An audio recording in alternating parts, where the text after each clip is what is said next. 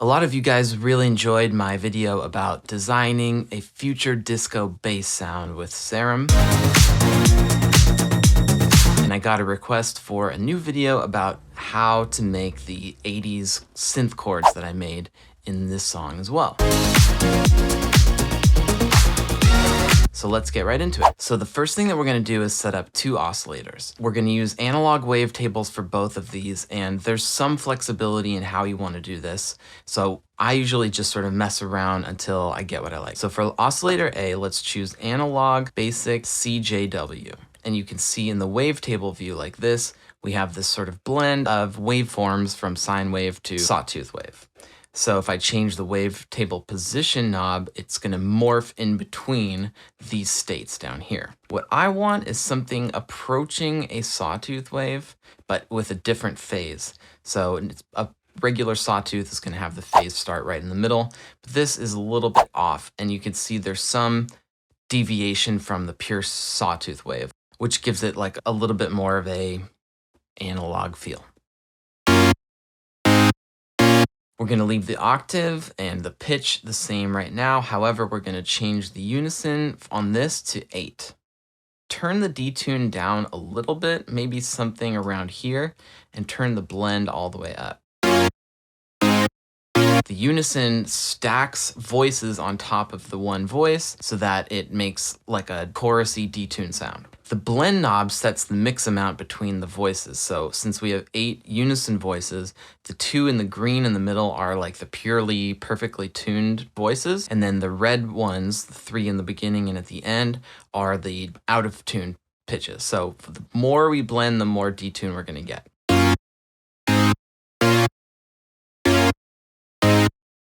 Maybe about like that is cool. All right, for Oscillator B, enable it. And for this one, we're going to choose analog basic MCB. Again, we have this wavetable that has a blend of waveforms. And what we're going to choose here is something right between the sine and the sawtooth. And the reason for this is we want to have a little bit more of the rounded tone out of this one.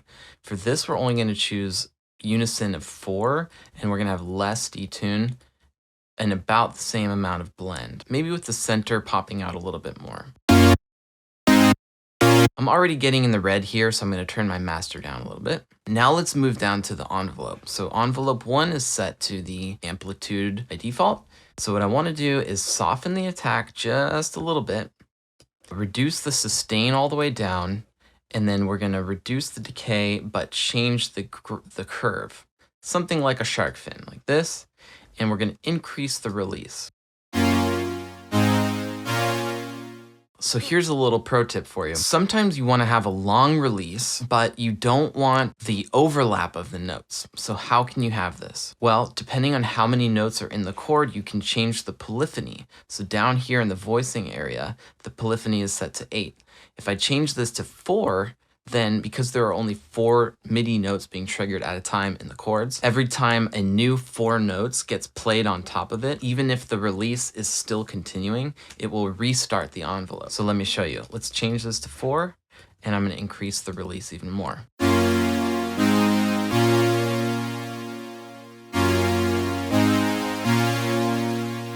If I set the polyphony back to 8, you'll hear the overlapping from the release of the envelope to the entrance of the next note.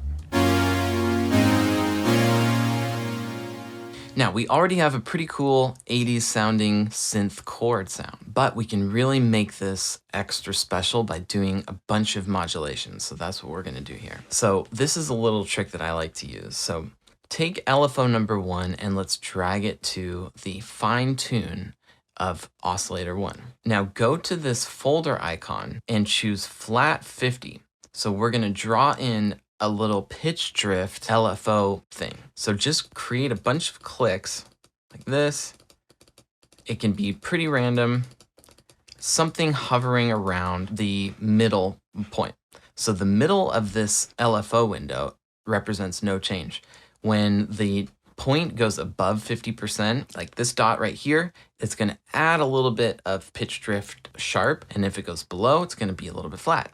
I'm also going to turn off beats per minute, so this is not synced to the tempo. We just want it to flow freely. And let's turn the rate down.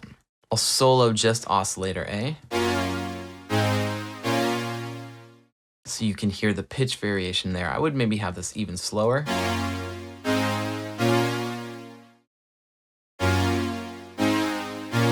So that gives us just a little bit of pitch variation. However, we can do something really cool here. You'll notice that there are white dots and clear dots. The clear dots allow you to change the curve of that area. But what's really sneaky is if you hold Option on a Mac or Alt on a PC and click on one of these dots, you can change the curve of all the points in the LFO.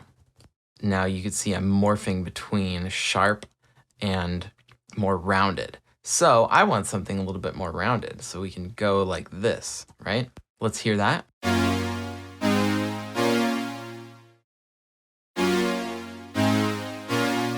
It's a little too extreme still, but that helps you hear what the pitch is doing there.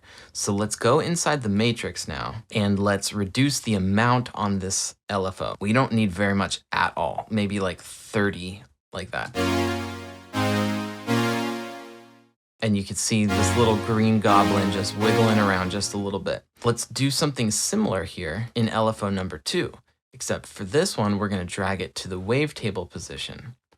And let's again go in flat 50, draw a bunch of points like this, move them around, hold Option, change the curvature like that. And then for this one, I'm gonna turn off beats per minute again, but I want it to be kind of fast. And you can see on the wavetable position now is sort of wiggling between.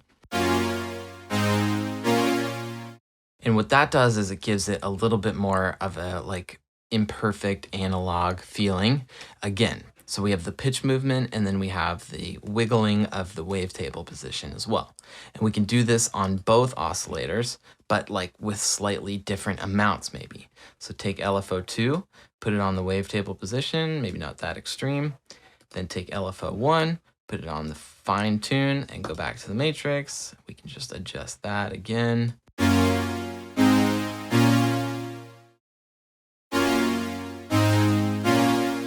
So that just gives it a little bit more movement, a little bit more animation. So we're almost done with the sound design. We have a few more things to do, but I wanted to just jump in and say, if you have enjoyed this video so far, please give it a thumbs up. That really helps me.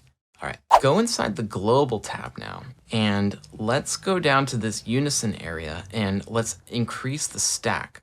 So instead of off, we can change this to just 12, which is 1 octave.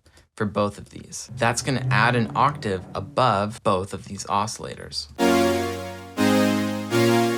And the last thing that we can do is add some effects. So we don't have any effects right now, but we could maybe add a little bit of chorus, turn the mix down, some reverb and some compression, and I'll put the compressor after the reverb. Turn the mix down on both of these.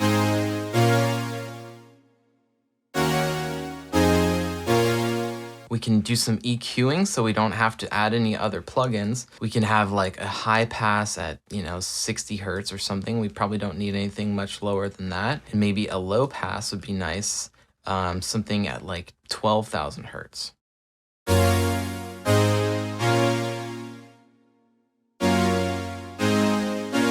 Reducing the Q, which is the resonance, which bumps up the frequency at the point of the cutoff of that filter on both sides. And then what we can do is add a filter at the very end. And for this, we can create a band pass filter, maybe like with 24 decibel band pass filter, and put this like in the middle somewhere. With some drive, some resonance.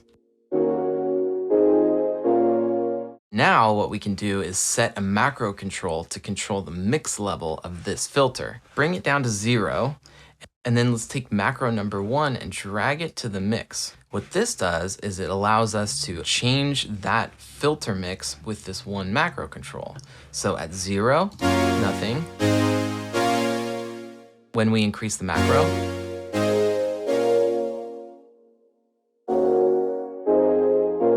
So that allows us to do some automation stuff by having like lo-fi parts in the sound design if we want to. We can just increase the macro without having to make other adjustments.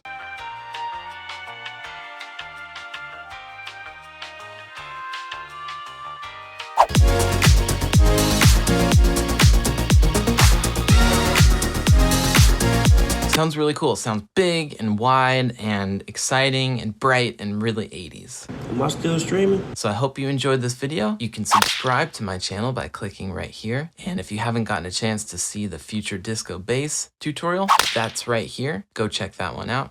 Thanks so much. See you next time.